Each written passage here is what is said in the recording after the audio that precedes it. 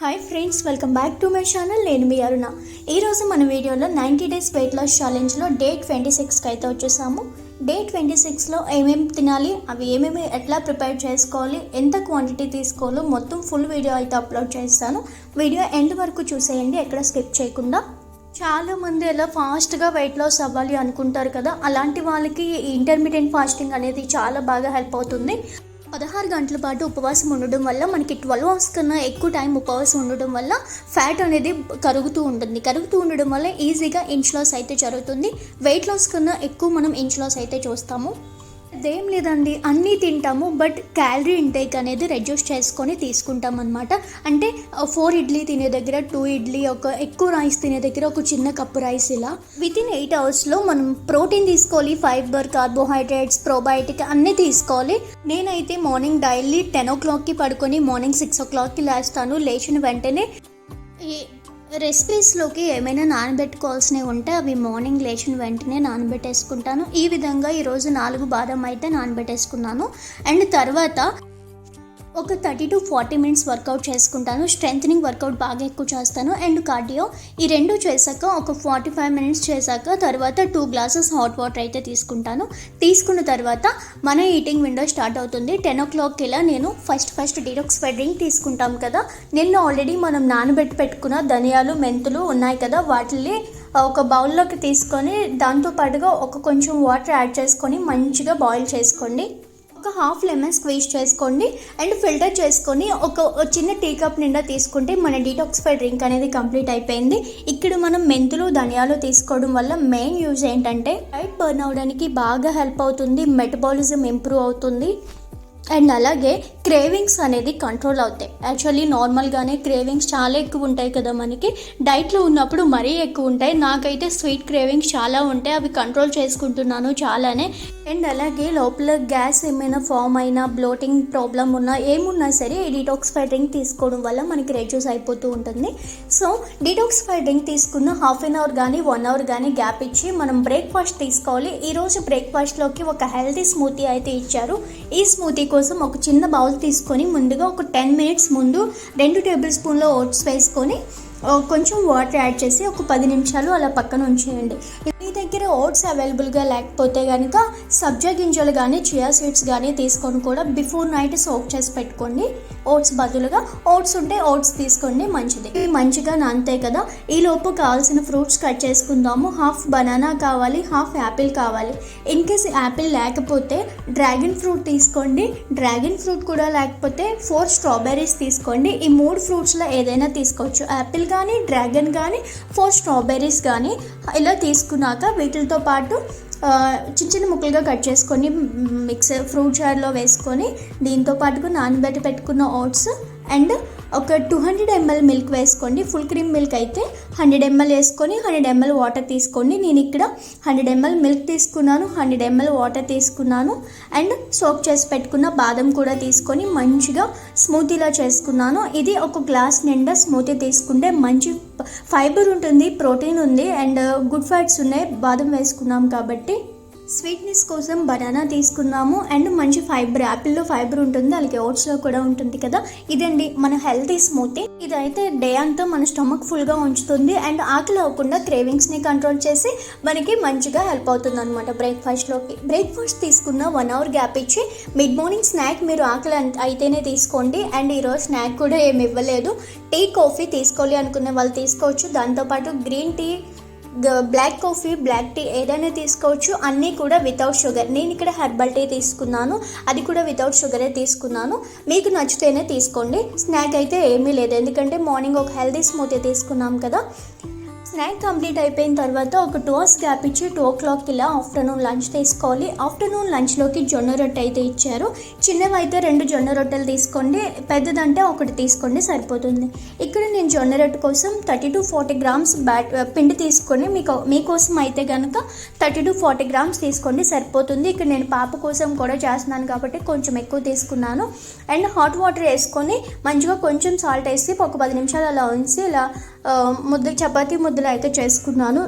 నాకేమోని first time చేస్తున్నాను, జొన్న రొట్టె నాకు చేయడం రాలేదు, అందుకని అందులో మళ్ళీ వాటర్ యాడ్ చేసి ఇలా బ్యాటర్లో కలిపేసుకున్నాను. జొన్న రొట్టె చేయడం వస్తే కనుక మీరు 2 జొన్న రొట్టె తీసుకోండి చిన్నగా చేసుకొని.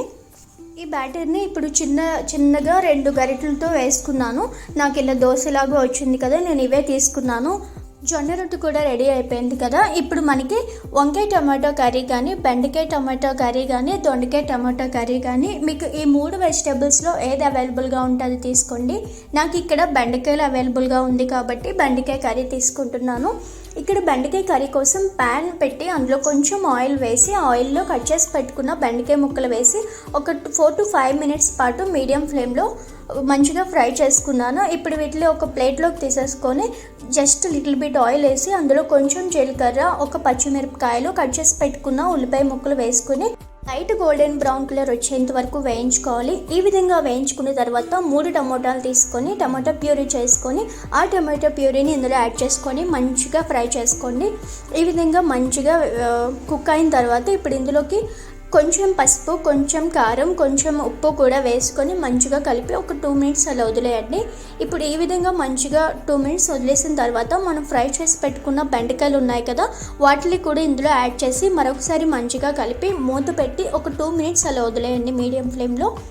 తర్వాత ఇందులోకి ఒక గ్లాస్ వాటర్ యాడ్ చేసి మరొకసారి మంచిగా కలిపి సాల్ట్ సరిపోయిందో లేదో అడ్జస్ట్ చేసుకొని మూత పెట్టి ఒక 5 to 6 minutes మీడియం ఫ్లేమ్లో అలా కుక్ అవనివ్వండి. చూసారు కదా, బెండకాయ కర్రీ అయితే రెడీ అయిపోయింది. ఇక్కడ నేను 40 grams పెరుగు, నేను ఇంట్లో తోడు పెట్టుకున్న పెరుగే తీసుకున్నాను. మీరు ఒకవేళ బయట పెరుగు తీసుకుంటే కనుక అది అవాయిడ్ చేసేయండి. ఇంట్లో మీరు పాలు తెప్పించుకొని తోడు పెట్టుకోండి. ఇక్కడ 20 grams కర్డ్లో ఒక గ్లాస్ వాటర్ వేసుకొని మజ్జిగ ప్రిపేర్ చేసుకున్నాను.